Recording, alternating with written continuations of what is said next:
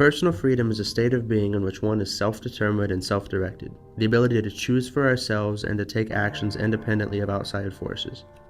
A limit on personal freedoms, in modern terms, would be a law that keeps one from choosing to take drugs, or in the past, maintaining a ban on interracial marriage. In 1984, the freedom of privacy has been taken away due to telescreens being in every room, microphones being everywhere, and in the end, when he is in prison, his privacy has also been taken away. The telescreens and the microphones are watched and listened to by the thought police who make sure no one is committing thought crimes and speaking out against the government. When Winston is imprisoned, he is always being watched and yelled at for every move he makes. In the quote, "Smith," yelled the voice from the telescreen, 6076, Smith W.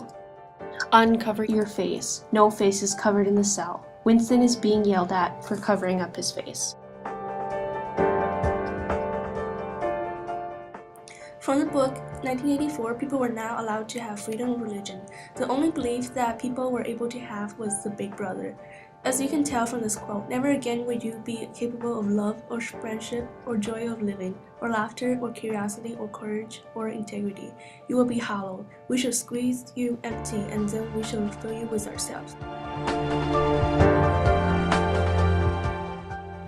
Winston lost his innocence as a child during the Revolutionary period. His parents and sister were taken from him and he was placed into the party orphanage. After being placed in the orphanage, he was integrated into the party and began the ways of the Ministry of Truth. Another example is the Parsons children. The kids are members of the Spies and Youth League. Eventually, Mr. Parsons' own daughter turns him into the thought police. It was my little daughter. She listened at the keyhole, heard what I was saying, and nipped off to the patrols the very next day. Pretty smart for a Niper of 7A. I don't bear her any grudge for it. In fact, I'm proud of her. It shows I brought her up in the right spirit anyways. Freedom of speech is taken away from people in 1984. In the book, people can't actually show affection to other people. People can't say they don't like Big Brother.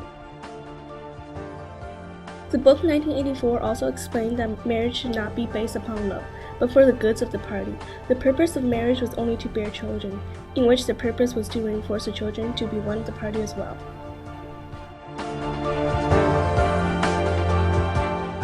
In our world today, freedom of privacy has been taken away from us because we have cameras watching us, and the government has the ability to listen in on our conversations on any phone. Just like they can't speak out against the government, we can't either. If anyone makes threat against our country, our government knows about it. In today's world, places like the Middle East hardly have any freedom of religion. There is only one religion that's really allowed there, which is Islam.